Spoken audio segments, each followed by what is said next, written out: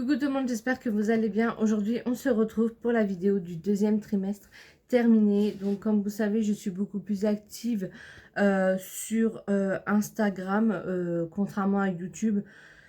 Je préfère vous faire des vidéos comme là, deuxième trimestre terminé, ou vraiment des vidéos qui sont travaillées ou autres, que de vous faire des vidéos pour vous faire des vidéos, clairement. Donc du coup, là, vu que j'avais fait une vidéo du premier trimestre terminé et que là, je suis actuellement dans mon troisième trimestre, je voulais vous faire une vidéo donc du deuxième trimestre terminé. Je regarde soit là ou soit là parce que là en fait j'ai la caméra et là je me vois, donc ne vous inquiétez pas. Donc du coup j'ai tout écrit parce qu'il s'en est passé des choses. J'ai 3 feuilles mais ça va être vite résumé. Donc qu'est-ce qui s'est passé? Je vais vous faire par semaine d'aménorrhée, ce sera beaucoup plus simple, sinon je vais m'emmêler les pinceaux. Vous verrez, il y a beaucoup de choses qui reviennent à chaque fois, mais au moins c'est mieux détaillé et vous comprendrez mieux. Donc du coup, entre la 19e et 20e semaine d'aménorrhée, j'ai eu beaucoup d'aigreur d'estomac. Ça, c'était un très très gros problème. Heureusement, ma sage-femme m'a donné de l'oméprazole, il me semble. Je vous mettrai la petite photo juste ici. À prendre tous les soirs. Et depuis, j'en ai plus du tout. Voilà, j'ai eu énormément de fatigue aussi. Mais rien à voir avec ce qui se passe au troisième trimestre, hein. Je vous le dis, c'était de la fatigue, je m'en plaignais, mais c'est cadeau. Contrairement à ce qui se passe là. D'ailleurs, vous voyez, hein, j'ai une toute petite mine. Ensuite, j'ai eu les jambes lourdes et douloureuses avec l'apparition de varices. Donc, j'ai eu quelques varices qui sont apparues au niveau de mes mollets. Si vous entendez du bruit, c'est que ma fenêtre est ouverte.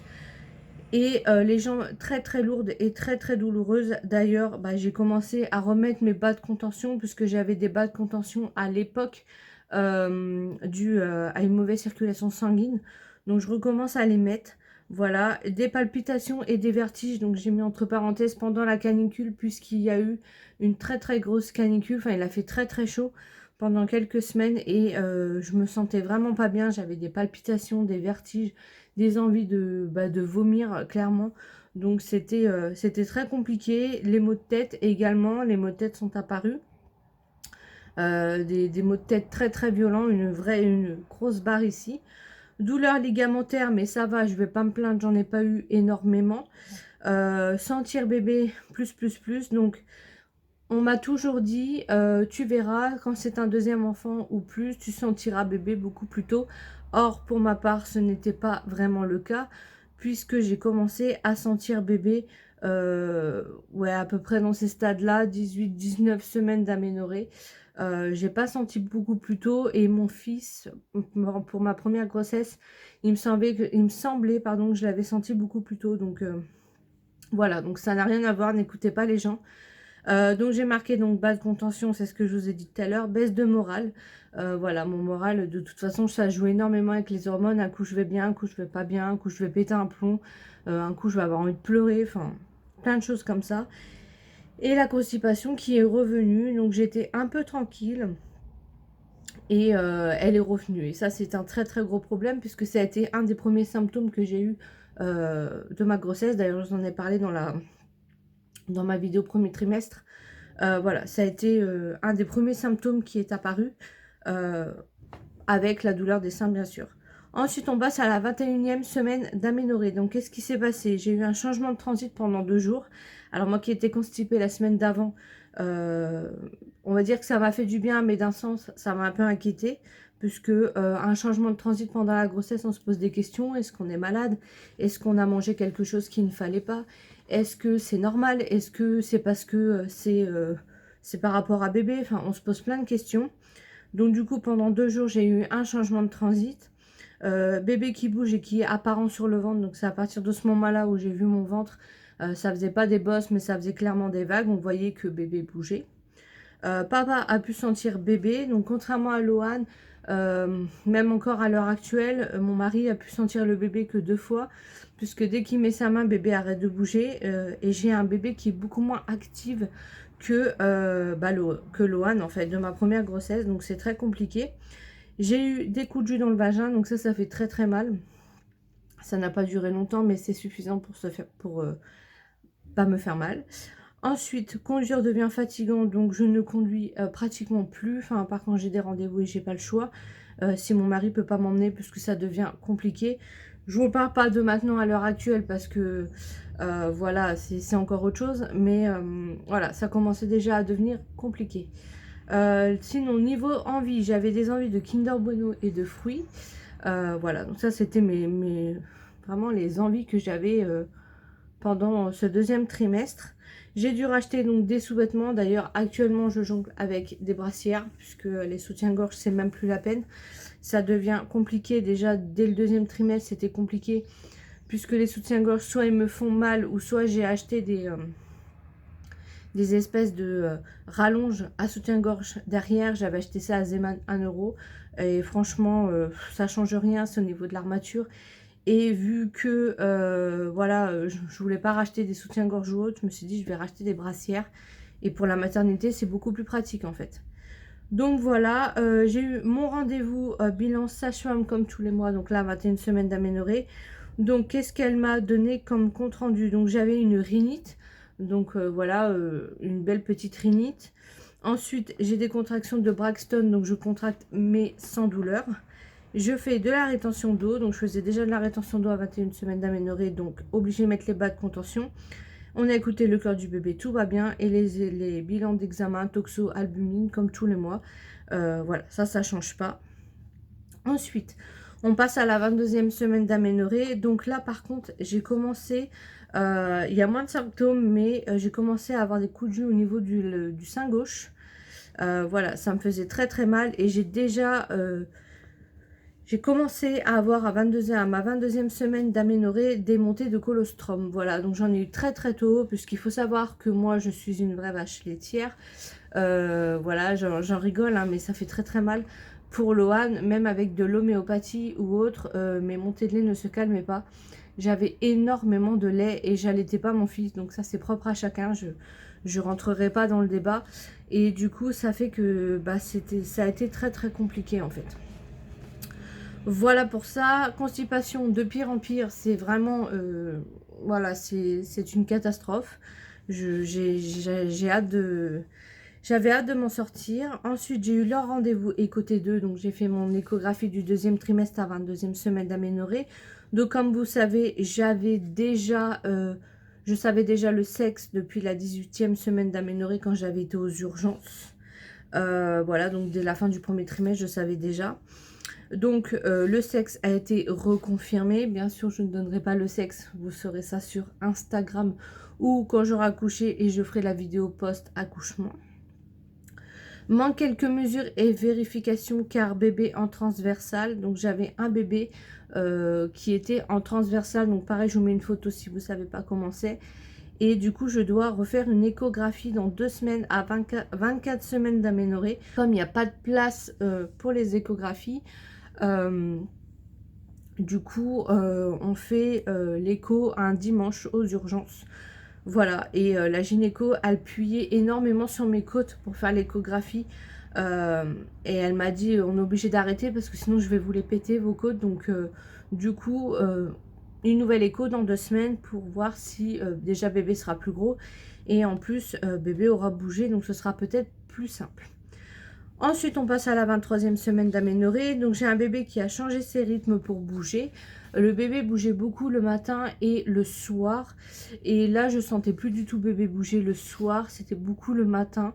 Enfin, ça a changé. Donc, du coup, moi, je ressentais. Je me disais, ah, c'est plus le matin. Au début, c'est inquiétant parce que, bon, quand on le sent pas bouger, on est inquiet. Quand on le sent bouger, on dit, bon, bah, ça bouge trop. Enfin, on n'est jamais content. Et là, le bébé avait changé son rythme. Donc, du coup, il faut aller que je m'habitue aussi. Grosse douleur au mollet gauche bloqué. Alors, j'ai marqué bloqué. Oui, voilà. Donc, j'ai eu une grosse douleur au niveau de mon mollet gauche en pleine nuit. Donc, ça m'a réveillée. En fait, j'ai mon muscle qui s'est contracté. Et du coup, ça fait que je ne pouvais plus bouger ma jambe et je l'attendais un maximum. En plus, je devais aller aux toilettes. Mon mari dormait, donc je me suis levée. J'ai essayé de marcher. Et ma jambe a été bloquée un bon 5 minutes. Et le lendemain, en fait, j'arrivais pas à marcher. C'était très compliqué pour moi de poser mon pied par terre. Du coup, j'ai mis mes bas de contention. Et 2 jours après, ça allait un peu mieux. Mais ouais, ça a été assez compliqué, on va dire. Lourdeur et tiraillement du ventre. Alors, bébé qui appuie sur la vestie, donc constamment.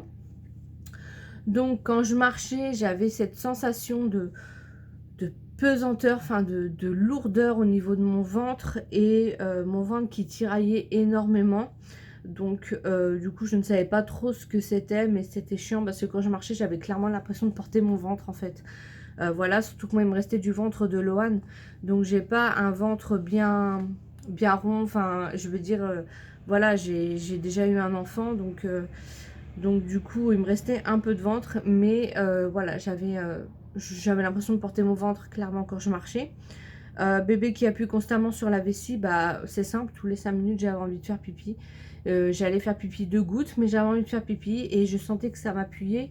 Et même quand je marchais, je pouvais pas sortir 5 minutes sans avoir envie de faire pipi. Donc c'était très contraignant. Ensuite, donc j'ai eu mon rendez-vous pour le test du glucose du diabète gestationnel. Donc je vais vous faire un débrief de ça. Donc en fait j'ai eu donc ce rendez-vous là. En plus comme vous savez on est en plein période de Covid. Donc du coup je suis allée pour l'ouverture à 7h30 il me semble. 7h, 7h30. J'étais la première parce que je savais que de toute façon il fallait que je reste 2 heures. Donc du coup je suis allée là-bas. Ils ont commencé par me prendre donc mon analyse d'urine, mon albumine, puis aller faire la première prise de sang. Donc j'ai fait ma première prise de sang et à peine avoir fini ma prise de sang, la meuf me tend donc le flacon de glucose que je vous mets juste ici. Donc moi j'avais à l'orange, en plus il était bien frais. Et je commence à vouloir partir avec le flacon en me disant ouais elle va me laisser le temps de le boire, et elle me tient par le bras et me dit non non vous devez boire ça maintenant tout de suite d'un seul coup. Ok, donc du coup moi j'ouvre le flacon, je le bois en 2 traites parce qu'une traite c'est juste pas possible parce qu'il faut boire toute la bouteille. Donc je bois toute la bouteille de glucose. Franchement je m'attendais à pire. Puisque toutes les mamans, enfin pas toutes les mamans, hein, je généralise, disent que c'est dégueulasse, que après elles se sentaient pas bien, qu'elles sont tombées dans les pommes, machin. Enfin bref, on a eu que des mauvais retours, que du coup quand on le fait, on a peur, voilà, clairement. Et moi franchement, c'est passé tout seul. C'est très sucré à la fin, mais c'est passé tout seul. En plus vous êtes à jeun, donc du coup vous avez la dalle. Moi c'est passé tout seul. Ensuite elle m'a demandé d'aller attendre dans la salle d'attente. Donc autant vous dire que j'étais sur un siège de femme enceinte. J'ai dû attendre tout le long. C'est simple, 1 heure, parce qu'après ils reprennent une prise de sang et vous attendez encore 1 heure. J'ai dû attendre 1 heure avec tous les gens qui venaient faire les tests Covid, qui attendaient à la salle d'attente avec moi. Je me suis dit tout à l'heure, je vais choper un truc. En plus, tout le monde me regardait parce que j'étais allongée sur le truc et devait croire que j'avais le virus, alors que c'était pas du tout ça. Le plus chiant, en fait, en soi, c'est pas de boire le produit, c'est d'attendre 2 heures. C'est très très long. Donc, autant prendre des trucs à faire. Moi, j'avais juste mon téléphone, donc je répondais à mes commentaires et tout. Mais voilà, c'est super long. Je me suis pas sentie mal, j'ai pas eu de nausée. J'ai eu beaucoup de... Voilà, je rotais beaucoup dû au produit. Par contre, j'ai un bébé qui s'est beaucoup affolé après parce qu'avec la tonne de sucre que j'ai eu, normal. Mais sinon, en soi, voilà, j'ai pas eu vraiment de soucis particuliers. Même la dame m'a dit, écoutez, c'est bien passé, machin. Parfait. J'ai fait aussi donc le bilan sanguin basique. En plus de ça, et la CMW, donc je vous mets direct ici. Donc pour ceux qui ne savent pas, moi pour Loane on m'avait jamais expliqué parce que j'avais pas d'autres enfants, mais là sachant que j'ai un enfant de 4 ans et demi, on m'a expliqué en début de grossesse. De toute façon c'est simple, dès que j'ai été voir la sage-femme pour ma grossesse au tout début, on m'en a parlé, je ne connaissais pas. Donc en fait il ne faut pas être en contact avec la salive des enfants. Il me semble que c'est les selles et les urines, les selles et les urines. Oui c'est ça, voilà, les larmes, tout ça, puisque ça peut donner des maladies. Donc de toute façon je vous mets le petit récap et n'hésitez pas à aller voir sur internet. Voilà pour ça. Donc j'ai eu mes résultats quelques jours après, donc je ne fais pas de diabète gestationnel et je n'ai pas la CMW, donc voilà pour ça. On passe à la 24e semaine d'aménorrhée. Donc j'ai eu des douleurs de diarrhée, donc comme si j'avais la diarrhée alors que pas du tout. J'ai du mal à marcher et je suis beaucoup essoufflée quand je marche. Voilà. En plus j'ai des escaliers à monter, j'habite au premier, donc ça va, c'est au premier. Mais c'est suffisant pour m'essouffler, même pour aller aux poubelles ou autre. J'ai eu un rendez-vous donc aux urgences pour l'écho T2, donc c'était à 24 semaines d'aménorrhée du coup. Tout est ok, bébé était en siège. Il y a juste l'aorte qu'on n'a pas pu voir parce que contrairement à la première écho T2 qu'on a fait, bébé bougeait pratiquement pas. Enfin, voulait pas bouger. Et là, bébé bougeait trop. Du coup, j'ai dû prendre un rendez-vous. Enfin, je devais prendre un rendez-vous pour une écho cardiaque fétale au plus vite sur Paris. Puisque comme j'étais déjà à 24 semaines d'aménorrhée, au niveau de ma date d'accouchement, il fallait vraiment que je fasse une écho cardiaque fétale au plus vite, au cas où il y avait des problèmes. Voilà, donc ça ne m'arrangeait pas d'aller à Paris, encore une fois pour l'histoire du Covid, mais j'étais bien obligée, donc j'ai pris rendez-vous donc pour mon écho cardiaque fétale, j'allais dire T2, non, mais c'est pour l'écho cardiaque fétale. Ensuite, on passe à la 25e semaine d'aménorrhée. Donc, j'ai les douleurs d'estomac qui sont revenues, mais il me semble que j'avais arrêté mon cachet, donc c'était de ma faute. Bébé qui appuie très bas, donc j'avais vraiment cette sensation que bébé voulait sortir. Pourtant, j'étais qu'à 25 semaines d'aménorrhée. Appuyé vraiment constamment en bas. J'ai eu des fuites urinaires. Alors ça, on n'en parle pas beaucoup, mais il faut savoir que ça arrive. Alors moi, pour mon premier, j'ai pas fait la rééducation du périnée jusqu'au bout parce que c'était compliqué avec le petit. Moi, il faisait des régurgitations, enfin, il avait des problèmes et tout, donc du coup, il pleurait constamment, donc c'était compliqué d'aller à des rendez-vous. Et généralement, c'était pendant que mon mari travaillait, donc c'était compliqué. Et j'en avais un peu marre, donc j'ai pas fait jusqu'au bout. Donc voilà, et en fait il s'avère que j'aurais dû, puisque là maintenant quand j'éternue, heureusement c'est pas tout le temps, mais quand j'éternue, je me fais pipi dessus. Voilà, clairement, c'est des choses, hein, les aléas de la grossesse. Donc c'est ce qui m'est arrivé à 25 semaines d'aménorrhée. Voilà, je me suis fait pipi dessus. J'ai une fuite urinaire, voilà. Ensuite j'ai du mal à respirer, 25 semaines puisque bébé appuie beaucoup sur les organes, donc j'ai eu du mal à respirer. J'avais mal quand j'écartais les jambes. Alors, ne vous imaginez pas que j'étais en train d'écarter les jambes tous les 5 minutes. C'est juste que quand en fait je m'asseyais et j'écartais un peu les jambes, j'avais mal au niveau, vous savez, des pliures, au niveau des os en fait, clairement, au niveau du bassin. Donc j'avais mal et je contracte beaucoup mais sans douleur. Pareil, mon ventre durcit beaucoup mais j'ai pas de douleur.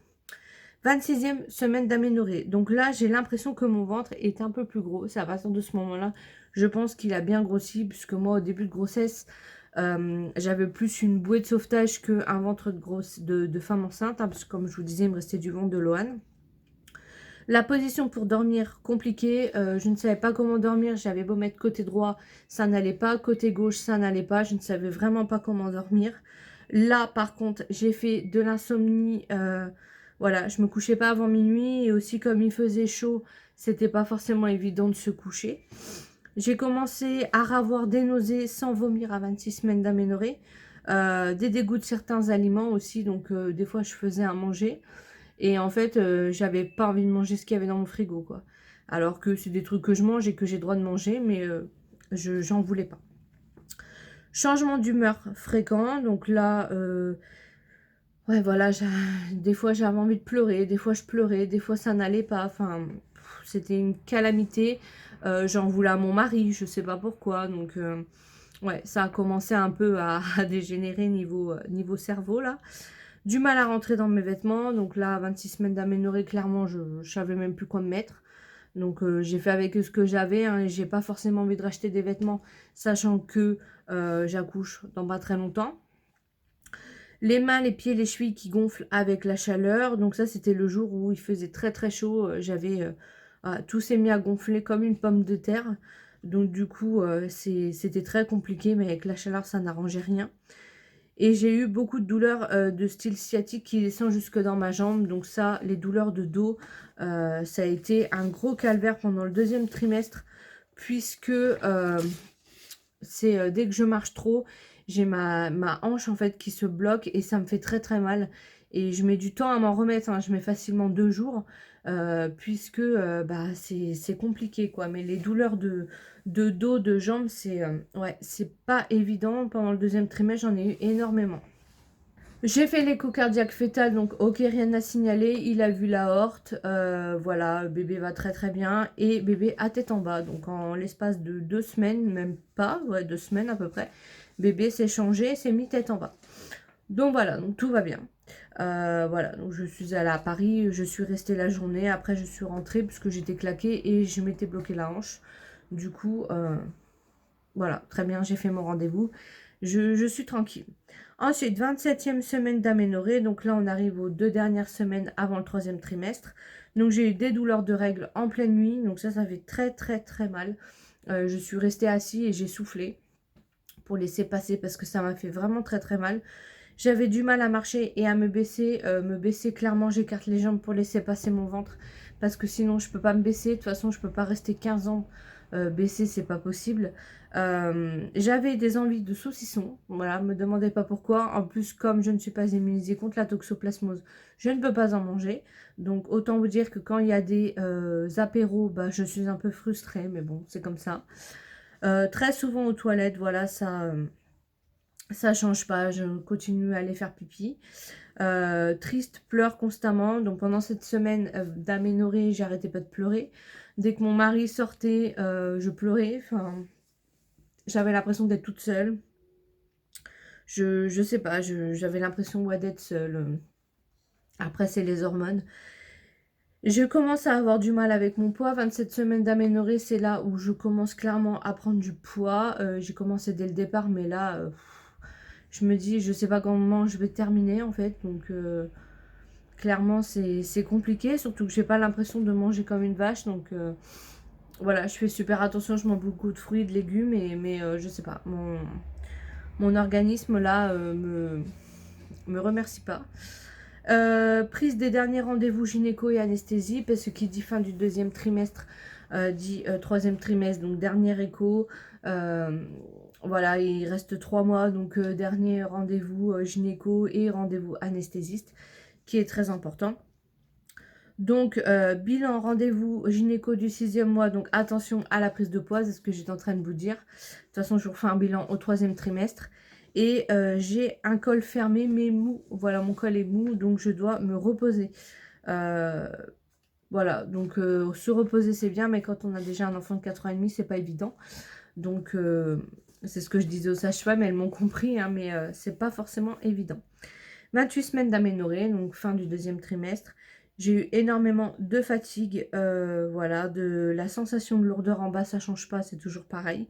J'urine beaucoup, mais quelques gouttes, comme si j'avais des fuites urinaires, enfin comme si j'avais une infection urinaire, mais c'est pas le cas. Un bébé qui bouge beaucoup depuis le début de la semaine. À partir de cette semaine-là, j'ai un bébé qui calait ses fesses sur le côté et ça me faisait une boule au niveau de mon ventre. Donc c'est là qu'on commence vraiment à voir que ça y est, bébé est de plus en plus là. Des douleurs ligamentaires douloureuses la nuit et la journée. Là, j'en avais la nuit et la journée, comme si j'allais avoir mes règles. Enfin, vous appelez ça comme vous voulez, mais ça fait mal. Un bébé qui est toujours actif et qui appuie constamment en bas, donc ça c'est pareil. J'ai eu en milieu de semaine, donc le mercredi de la 28e semaine d'aménorrhée, un bébé qui était moins actif. Voilà, donc comme d'hab, on commence à s'inquiéter. Mes mains qui font mal, donc j'ai mal dans les mains qui gonflent. J'ai eu également, à partir de la 28e pardon, semaine d'aménorrhée, du mal à me chausser, à mettre mes ballerines. Mon changement de transit, donc là tout va mieux, je ne suis plus constipée. J'ai commencé à avoir des douleurs aux oreilles, à la tête et des nausées qui ont apparu dès le jeudi. Et du coup, 28 semaines d'aménorrhée, donc qui dit début de 29e semaine, début du 3e trimestre, ça a été fatal pour moi puisque je suis rentrée aux urgences le samedi car je ne sentais pas bébé bouger depuis la veille. Et j'avais des symptômes de pré-éclampsie, donc mal de tête, bourdonnement d'oreille, tout ça. Donc je suis arrivée aux urgences, j'avais une tension à 17. Le monitoring est bon, bébé bouge, mais moi je le sens pas. Mon col est déjà ouvert à 1. Et mon bilan sanguin, et je fais un bilan sanguin parce que j'avais des symptômes de pré-éclampsie, comme je vous disais. Donc du coup, je me suis fait hospitaliser à la fin du 2e trimestre. Et vous serez la suite du coup dans la vidéo de la fin du 3e trimestre. Donc quand je vous ferai la vidéo de la fin du 3e trimestre, je pense que ce sera vers novembre. Et du coup, j'aurai accouché. Voilà, clairement. J'aurai accouché, puisque là, à l'heure actuelle, vous voyez cette vidéo, je suis à 30 semaines d'aménorrhée. Je suis dans mon 3e trimestre. Je ne peux pas vous faire la vidéo, parce qu'elle vient juste de commencer. Mon troisième trimestre vient juste de commencer, donc du coup quand je vous ferai cette vidéo là, ce sera vers novembre et ce sera du coup quand j'aurai accouché. Donc je vous ferai un bilan de la troisième semaine d'aménorrhée et également je vous ferai aussi une vidéo de la valise de maternité. Je fais des IGTV toutes les semaines sur Instagram, donc n'hésitez pas à y aller également. Je vous mets mon compte Instagram juste ici. Et puis voilà, je vous ferai des vidéos aussi concernant Lohan, hein, voilà, il va être grand frère, donc comment ça se passe, l'organisation à la maison. Et également, voilà, il y a beaucoup de choses qui ont changé depuis la reprise de l'école. Donc je vous ferai une petite vidéo, je pense un petit vlog, voilà, je vous emmènerai avec moi. Et qu'est-ce que je voulais vous dire d'autre? Et oui, je dois faire le test Covid cette semaine. Donc ça, pareil, j'en parle sur Instagram. Donc n'hésitez vraiment pas à me suivre parce que je dis tout sur Instagram. Sinon, vous verrez ça que dans la vidéo du troisième trimestre. Donc ça va être long pour vous parce que ça va être novembre. Mais si vous voulez savoir cette semaine, tout en direct, bah, allez sur Instagram. Voilà, donc je vous ferai plein de petites vidéos comme ça. Voilà, je fais pas des vidéos souvent sur YouTube, mais quand je viens, c'est pour vraiment vous parler d'un sujet, c'est pas pour faire des vidéos bâclées, que je trouve que c'est important. Voilà, donc j'espère que cette vidéo vous aura plu. N'hésitez pas à commenter, n'hésitez pas à liker, à partager pour m'encourager, à aussi venir sur Instagram, venir me parler en privé. Je suis toujours disponible s'il y a des mamans qui sont enceintes, parce que je sais qu'on est énormément à être enceinte et à être pour octobre-novembre. N'hésitez pas à venir me parler, moi j'aime bien échanger avec des mamans. Donc voilà, et je vous dis à très bientôt pour une prochaine vidéo. Bye!